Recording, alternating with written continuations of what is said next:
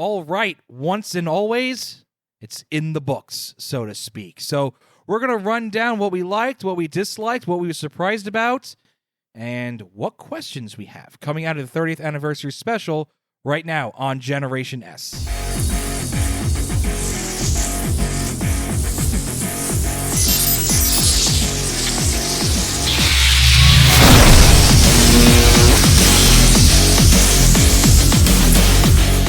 The first thing we kick off with is it starts off with a fight, which is pretty darn good. I was very surprised to see that. We see the Blue Ranger, the original Blue Ranger, Billy, surrounded by putties, Robo Rita, and then the OGs come back. And I say, again, the original Mighty Morphin. And we're going to point out some things that we predicted in previous episodes. Links to those episodes will be in the description.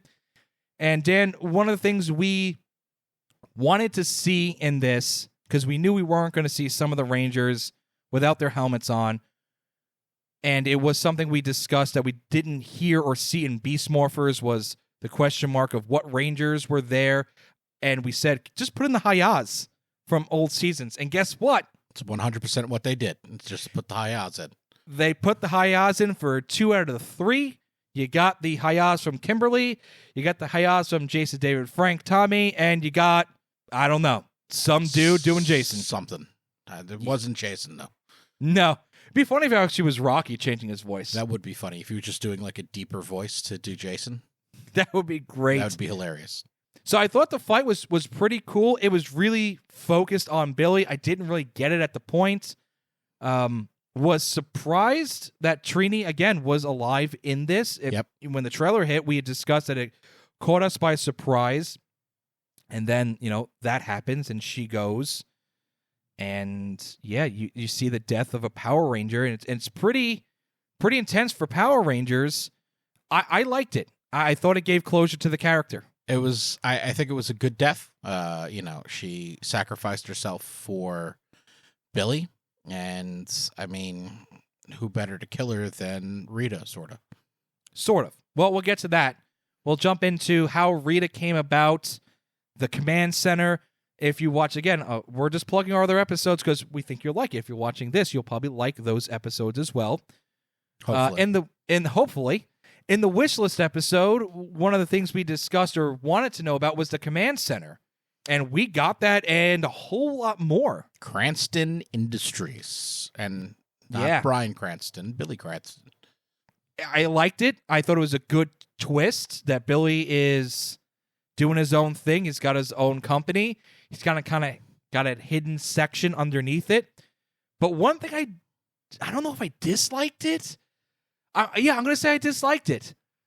That Zordon tube we all saw, and when I say all, I didn't see a single YouTuber anywhere on any channel. No. We didn't do it either, so we're not saying that we did. Nobody said that was not Zordon's tube. Everybody thought it was. We all, I mean, I definitely did. I thought it was the Zordon tube that was cracked by the Red Space Ranger, and it wasn't. No. And kudos for Hasbro for kind of, pulling the wool over our eyes, so to speak. It was a good little twist. I like that because if the tube was just there, that's kind of weird. It's kind of like hanging somebody's casket up, But I digress. What did you think about this Robo Rita creation? I kind of liked it. I'm a sciencey guy, you know that. And, energy can neither be created or destroyed. It could only change. Zordon's tube was cracked and the Z-Wave was released. It makes sense that the evil essence of Rita and all the other bad guys were just kind of changed and caught up in the wave. Billy trying to search for Zordon and bring him back, well, sometimes other things reach out, and something with a bigger desire to come back more than Zordon could. And I kind of like that it's not the Rita that we knew, because she did become the Mystic Mother, and she is still good. I'm glad that it's kind of just the evil part of her that possessed Alpha, I don't know, what, 8? 9? Something. Something I thought Alpha 9 was... Oh, yeah, Alpha 8 got possessed. Yeah. What happened to 7? We don't want to know. What happened through 6? Don't ask questions you don't want the answers to. What happened to 6 and 7? Well, You don't want to know. And I think it would be a great theory video of, we got the Ranger database. Robo Rita's here. If you have the Ranger database and they've kind of made or tried to make Power Rangers like a seamless universe, we saw that in Ninja Steel with other dimensions. If Robo Rita's around, wouldn't you just be like, hey, Mystic Mother, what's up? So there's a robot version of you. Any ideas of what we could do to like stop this? Or like we said in other other videos, it's Power Rangers. And the great thing about Power Rangers is fan theories. One of the most frustrating thing about Power Rangers, you have to resort to fan theories.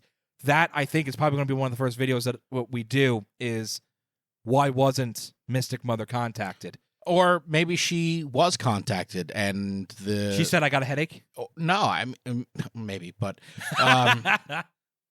maybe they were dealing with their own crisis where she's like, listen, I'd love to help, but we're in the middle of this thing. Yeah. And I can't. Or she couldn't be contacted for some reason. Yep, absolutely. We apparently have a Starship. Yeah, that's okay. Great. We're going to talk about SPA. Almost said SPD. That to me was the biggest. It was even bigger than Rita walking into this because there was a couple of different ways Rita could have been created. True.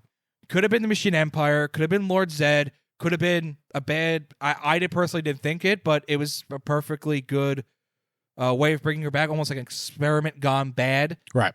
There was a couple of different ways to go with that. The SPA with Adam and Aisha was a pretty big question mark going into this. Again, wishlist episode was, we want some information about this. We didn't get it, but we got a little bit with Billy, where he was going back and forth between Aquitar and Earth. Zack was a congressman, apparently. That's great. I hope they expand upon it in the comics. Probably. But SPA, it needed something. It got nothing. Nothing. I still don't know what I have theories of what they could be, but they're probably all wrong. My only guess / hope is it has to do with something with the Cosmic Fury. It has to, because it's taking place in 2023. The Mighty Morphin episode is in 2023. It was nothing. So hopefully it's a comic at minimum. I would really like them to be part of Cosmic Fury. There needs to be something from this that goes to Cosmic Fury. That would be nice. It's too big of a matzo that's hanging out there. The monsters that Rita chose, they were okay. I mean, the snake one made sense to paralyze and then capture them. I get it. That was good choice. The other Minotaur, he was basically there as a Google Maps for Google Maps for Power Rangers. Where's locate Power Rangers near me? How cool would it have been to see like a robot version of Squat and Babu? Oh, definitely. Like actually fight. Just something. Like if those were the monsters she upgraded and gave like armor back to. That would have been cool. I think a lot more people would have been excited to see Squat and Babu actually fight as like robots than Jabroni A and Jabroni B. Jobber A, Jobber B. Exactly. I didn't particularly care for that. Kat, she did it. I would sound an alarm. This is me.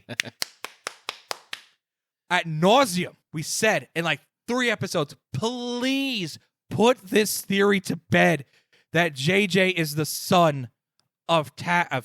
See, I gave him a name of Tat. That's Kat and Tommy mixed together. The son of Tommy and Kat. And she said it. Thank God. She said it. Thank God. Finally. Thank you, Hasbro. That's done. It's confirmed. Her coming back was great. Her little comment about pink power was funny. Rocky coming back, being a little goofball was kind of funny also. I liked that they were constantly moving. There was a lot of action in this. I liked it. But, man, that morphing sequence, that gave me goosebumps. And they did it the right way. They did it in order. They did it in order. And also, they still made Rocky the last one up, obviously, because they went in order. Right. And he was the only one, like back in the day, that you saw. The helmet. Yeah. I liked it. I think they did a really good job with that. Another thing we wanted to see. Bulk and Skull, somewhat. Cameo. Yes. Fantastic. That made me pop the loudest. other than the morphing sequence the first time. Bulk and Skull. That was the sandwich shop sign that they opened. Sandwich shop. And I thought for certain that when you saw that sign, I'm like, okay. Like in the 2 seconds that it was up, two things raced through my mind. I'm like, well, if that's all I get, that's it. I'm fine with it. Or how great would it be if they zoom out and it's like, hey, Bulky, this sign looks great. Boom, knocked down. That would have been amazing. But maybe the actors couldn't get there or whatever. But it would have been so funny. It needed to happen. I'm so happy that happened. Yeah. I mean, there's a couple things that made me happy that were silly. The Hayaz made me happy. Hip Hop Keto. Hip Hop Keto was in it. Rocky doing the spin kick and landing it that ended his Ranger career was also in it. Too Much Pink Power was in it. There was a lot. At the very end, Zack goes and sees if they're still using Ernie's recipe. Yeah. From the juice bar. Was great also. There was a lot that I liked about it. I'm going to go into the two things I didn't like because the more I talk about this, the more I actually liked the episode. Same. I don't think it was amazing, but I liked it. I got some nostalgia from it. That Megazord battle was horrible. Absolutely dreadful. Flashbacks to the original movie. I'm itchy. I got hives. I have hives just thinking about it. It was bad. It just wasn't. It looked bad. Here's the thing. If it looked bad, but it was a cool fight, I don't care. It's freaking Power Rangers. What was wrong with the guy in the costume? Or the person in the costume? What about okay, I'm glad you brought that up. The Turbo movie. I get it. Nobody likes Turbo. That was still the best out of the three movies. You had the OG movie, which was bad CGI for back then. Now it's like unwatchable. Then you had the Turbo movie, which went into a higher production of a guy in a suit. And then you had that monstrosity of the reboot movie, which was, I don't even know what that thing looked like. And it was just like punching. It was just... Didn't make sense. It was a terrible, terrible fight in that movie. The Turbo movie is still, to me, the gold standard of a presentation of a Megazord battle. It was very good. Did I just give Turbo a good... You did. Ugh, you did give props to Turbo, and it's a little disturbing, but it's growth. It's okay. Okay, good. Thank you. I agree. I didn't think the Megazord battle was the worst thing I've ever seen. It wasn't great. I think they tried to polish it too much and make it super fancy, and it didn't stick. It also was lacking two things. It didn't have that voice. Megazord sequence initiated, and then the lights on the eyes, Megazord activated. Mm-hmm. I'm sorry, that needed to be in there. I'm not going to nitpick every little thing that they didn't do, but that to me is too big of something, too big of a deal to be have been left out. Right. Because as kids, that was like ingrained in our eyes, in our heads. I mean, it was the opening sequence. Yeah. Every time the title sequence played, the very end was the things sliding, the horn sliding forward, and the eyes lighting up. And Megazord activated. Yep. So that I didn't like. Personal level, I would have really liked. I didn't know it was going to be on the moon. Once I realized it was on the moon, I'm like, hey, no Dragonzord coming. Or Titanus. So, Titanus I really didn't expect. Dragonzord, I was a little disappointed, but as soon as I said, he grew on the moon pal, I thought Rita was going to take and like throw the lizard dude all the way down to Earth. I'm like, oh, that's a long ride. Oh, he landed on the moon. I go, oh, crap, this is not going to be, Dragonzord's not coming here. One thing I did like about the Megazord, did you notice that what Billy and Min were steering was the crystals? Yes. That I thought was the cool. Cockpit detail was good. Yes, props for that. It looked fantastic. Also, Rocky's like, I always wanted to pilot this. Yeah. Rocky actually kind of won me over in this. He did. For me too. I was like, all right, he's cool. I like. And he's a fireman. He's protecting people even outside of his ranger duties. And I'm gonna say something that might give me a little heat. I want to go on record and saying David Yost, fantastic person. Met him. We both did. A super, super nice guy. I was going through a really hard time in my life. My father was very ill.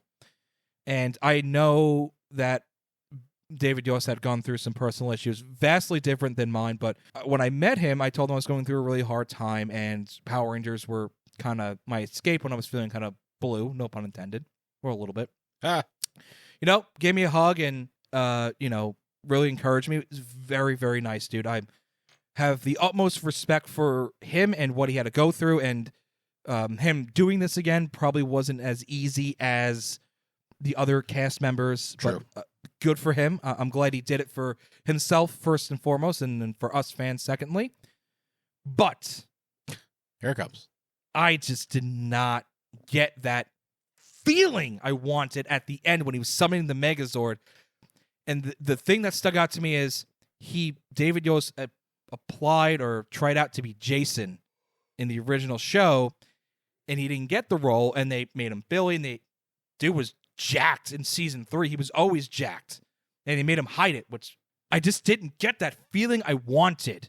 We need Megazord power now, and it just wasn't there. It was kind of cold. It was kind of logical. It was kind of businesslike and cool, calm, and collected. And I think that is Billy kind of in a nutshell. Kind of not to panic. I think it's David Yost as a person. And David Yost is a person, too. I mean, I met him on the same day you did.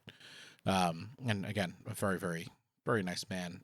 But like, just even-keeled, same temperament. Yeah. Kind of all the time. That one moment, that was the one moment I'm like, I miss Jason.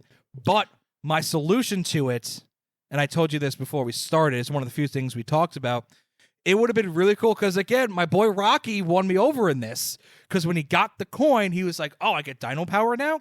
It would have been really cool if Billy says, we need the Zords, and Rocky went, hey, I've always wanted to say this. Can I say it? Sure. We need dinosaur power now. Because if he said it kind of quirky and funny, it's with Rocky's character and him being like really excited to say it. Yep. It would have been a good homage to Jason that the Red Ranger's saying it, but also kind of funny that Rocky's saying it. Because there's something else about Rocky that was not funny at the end. Well, first of all, it's funny. We're talking about Rocky being funny and Billy being kind of level-headed. Billy freaking impales Robo Rita from behind.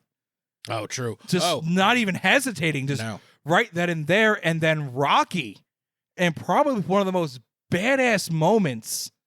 I mean, impaling Rita from behind, Robo Rita from behind is pretty badass. But there was just something about the image of, it wasn't the snake, it was the other guy, Minotaur. Yeah. He was on the ground, and the image of seeing Rocky jump in the air with the power sword down, and he just, boom. Like, we're done here. Yeah. Like, we are not messing around, was fantastic. And I'm sure you would agree with that. Oh, definitely. Now, with that, where Billy impales Robo Rita and Rocky and kills the Minotaur guy, Zack shoots the power axe, shoots a blast, and destroys Robo Rita. They didn't even try to save Alpha. No, I get it. The needs of the many outweigh the needs of the few. Star Trek reference for all those fans out there. Like, there wasn't even a conversation about, well, do you think we could save Alpha 8? Nah, we're just going to shoot him. Nope, blow her up. Right, we're done. See, now, if I was in charge, I would have put them together and made the power cannon. But how funny, again, going back to Rocky, and maybe Kat. I think Kat did a good job, too. I think they all did. I don't feel like I'm picking on David Yost or Billy. It was just that moment. Literally, that like 30-second window, and it's like, I just didn't feel it. How funny would it have been? All right, guys, let's put them together, and Rocky and Kat are like, did they put them together in season 2? All right, so if they did, no excuse. Should have been the way to finalize Robo Rita. If they did not, it would have been funny, because then you would have 3 out of the 5 going, what are you talking about? Just throw it in the air. What do you mean? Just throw your weapons at the axe. They'll all stick together. Yeah, like magnets. Like magnets. They just go together. That's interesting. I actually want to look that up. I did not have that. I had that with the flip head toys. Oh, speaking of toys, by the way, let's do a plug for one of our recent uploads. Is just classic Power Ranger commercials, mostly of the toys. Hasbro has made the Lightning Collection morphers, and I've been critical of them. I have one of them. You're laughing because you know this is it's not worth it. They're really not. They are just cheap.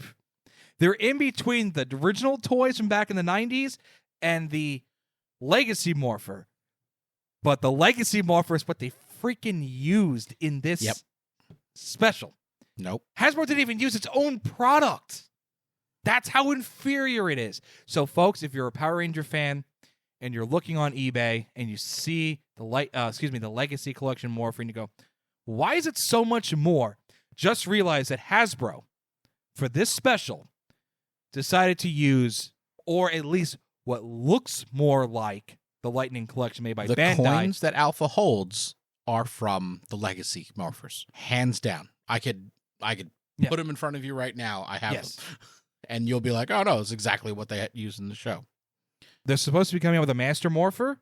If it physically does have a coin in it, it looks like those. It would probably be an LED screen in the middle, and then you push a button, and it'll show like an image of the different Ranger that you want to morph. Hopefully, and we'll probably do a review of that when it comes out. So, Dan, I think that will do it for today for us. A lot of questions, and I think it would be very fun to maybe dive into some of these things and what we realistically can expect in Cosmic Fury, maybe in a comic. Who knows? Hey, it's all about the money, and if this pulls in money, that's what they're going to want to see. So we appreciate everybody listening, and thank you for kind of going on this journey, everybody. The Power Ranger videos have done a very good job. We really appreciate it. We're still gonna cut out some content on Power Rangers and kind of wind down on Once and Always, and hopefully there is some issues that are going to be resolved in Cosmic Fury, but we'll wait and see. That comes out in the fall. Dan, as always, I appreciate you jumping on today. Folks, stay tuned. We're going to do some more in-depth stuff. Like I said, probably the Mystic Mother thing. I think that's a good place to start. SPA, another good thing. There's a ton of stuff, things we can do on this. So stay tuned to our YouTube channel. We appreciate it. We'd like you to subscribe and get those alerts of when we got the new videos. And let us know what you want to see. That's the only way we can pump out new content. Power Rangers or other types of things. Anything pop culture related from the 90s and 2000s. Appreciate it. We'll see you again down the road. Have a good night.